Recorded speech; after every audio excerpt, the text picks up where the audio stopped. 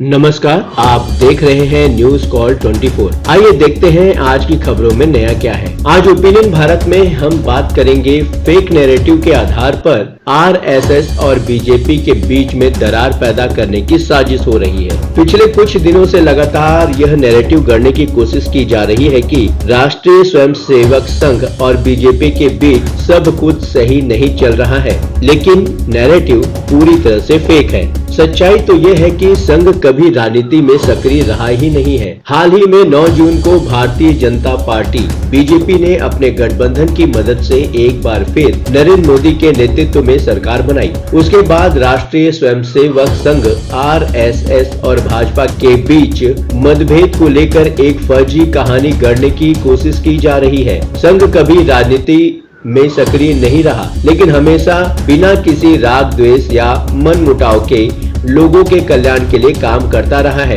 संघ के संघ चालक डॉक्टर मनमोहन भागवत ने नागपुर में अपने हालिया भाषण में साफ तौर पर कहा है कि देश की राजनीतिक संस्कृति में सुधार और सरकार के सामने आने वाली चुनौतियों पर राष्ट्रीय सहमति बनाने की जरूरत है। संघ प्रमुख मोदी सरकार के पिछले 10 सालों के कामकाज की सराहना की और इस बात पर जोर दिया कि चुनौतियां अभी भी बनी हुई हैं और राजनीतिक दलों को देश के विकास के लिए एक साथ आना चाहिए। संघ अपनी स्थापना के बाद से ही संगठनात्मक स्तर पर किसी राजनीतिक दल के पक्ष या विपक्ष में मतदान करने के लिए सक्रिय नहीं रहा। संघ के स्वयंसेवक समाज को देश के सक्षम उभरती चुनौतियों से अवगत कराते हैं, अर्थात लोक मत परिष्कृत करते हैं, उन्हें देश हित में 100% मतदान करने के लिए प्रेरित भी करते हैं। संघ 3 चीजों को बढ़ावा देता है। आरएसएस निसंदेह संघ की प्रेरणा व मूल्यों पर आधारित अनेक स्वयंसेवक पूर्व में जनसंघ में तथा वर्तमान में भाजपा में कार्य करते रहे हैं तथा समय समय पर उनके असाधारण व अद्वितीय योगदान से पार्टी के साथ साथ देश लाभान्वित होता रहा है। लेकिन संघ किसी भी स्तर पर इस योगदान का श्रेय नहीं चाहता। भाजपा और आरएसएस के बीच के संबंधों को पूरी तरह से समझने के लिए आरएसएस के मूलभूत सिद्धांतों और भाजपा के साथ उनके संबंधों को समझना जरूरी है। 1925 में स्थापित आरएसएस सनातन संस्कृति, राष्ट्रीय एकता और आत्मनिर्भरता को बढ़ावा देता है। पक्षपात पूर्ण राजनीति से ऊपर है संघ। आरएसएस एक सामाजिक सांस्कृतिक संगठन के रूप में काम करता है और भाजपा एक राजनीतिक इकाई के रूप में। यह अलगाव आरएसएस की इस धारणा में निहित है कि उसे पक्षपात पूर्ण राजनीति के झगड़ों से ऊपर रहना चाहिए और राष्ट्र के सांस्कृतिक और सामाजिक पुनर्जागरण के लिए एक मार्गदर्शक शक्ति के रूप में काम करना चाहिए। सांस्कृतिक मूल्यों को बढ़ावा देने पर जोर। आरएसएस ने ऐतिहासिक रूप से समान विचारधारा वाली संस्थाओं की वैचारिक जड़ों को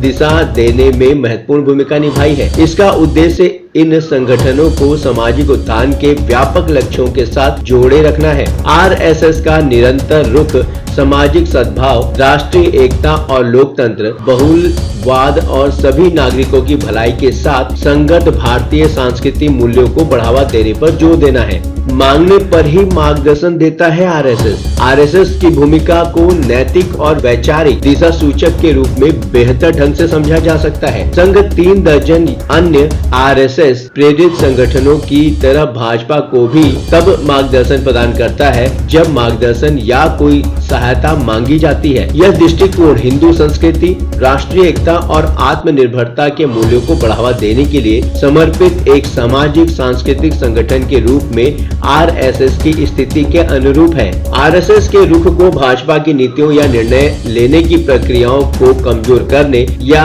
नियंत्रित करने के प्रयास के रूप में नहीं देखा जाना चाहिए। इसके बजाय दोनों संगठनों की साझा वैचारिक जड़ें यह सुनिश्चित करती हैं कि वे अपने अपने क्षेत्रों में एक ही लक्ष्य की दिशा में काम कर रहे हैं। व्यापक लक्ष्य एक ही यानी समावेशी विकास है। अतीत में भी आरएसएस और भाजपा के बीच दरार पैदा करने के लिए अनावश्यक और शरारती प्रयास किए गए हैं। पहले भी दरार पैदा करने की कोशिश की गई है। हमें यह समझना चाहिए कि 1951 से भारतीय जनसंघ बीजेएस के गठन के बाद से दोनों के बीच संबंध विकसित हुए हैं। यह एक परिपक्व संबंध है और लगातार विकसित हो रहा है। अतीत के विपरीत जब बीजेएस और भाजपा मुख्य रूप से विपक्ष की भूमिका में थे, अब भाजपा भारतीय राजनीति में संदर्भ का केंद्रीय बिंदु बन गई है। भाजपा के नेतृत्व वाली एनडीए सरकार लगातार तीसरी बार केंद्र में सत्ता में आई है। चुनाव पूर्व गठबंधन ने बहुमत हासिल किया और यह भारतीय राजनीति में कोई छोटी उपलब्धि नहीं है कि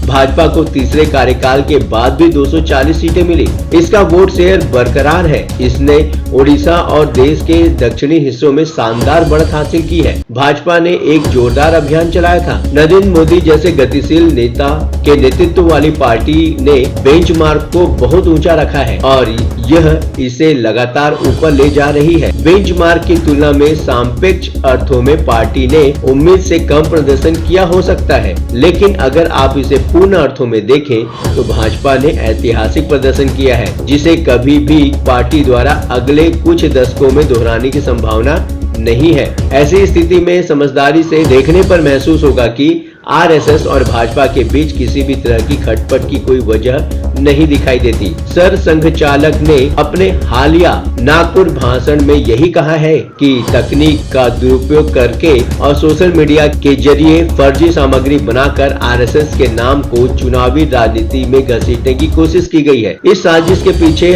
आरएसएस और बीजेपी के विरोधी लोग थे। अब इस साजिश का अगला चरण शुरू हो गया है। ऐसा माहौल बनाया जा रहा है जहां आरएसएस और बीजेपी एक दूसरे के खिलाफ खड़े नजर आए। इस साजिश का पर्दाफाश और इन फर्जी कहानियों के बहकावे में न आना जरूरी है। ये लोग आरएसएस बीजेपी के नेतृत्व में भारत के पुनर्निर्माण के विशाल राष्ट्रवादी प्रयास को कमजोर करने की कोशिश कर रहे हैं। फेक नैरेटिव के आधार पर आरएसएस और बीजेपी के बीच में दरार पैदा करने की साजिश की जा रही है। आपको क्या लगता है? आप अपने विचार हमें कमेंट के माध्यम से भेज सकते हैं। अभी तक आपने हमारे इस चैनल को सब्सक्राइब नहीं किया है तो कृपया इस चैनल को सब्सक्राइब करें, फॉलो करें और नोटिफिकेशन में जाकर ऑल का ऑप्शन दबाना बिल्कुल न भूलें। नमस्कार।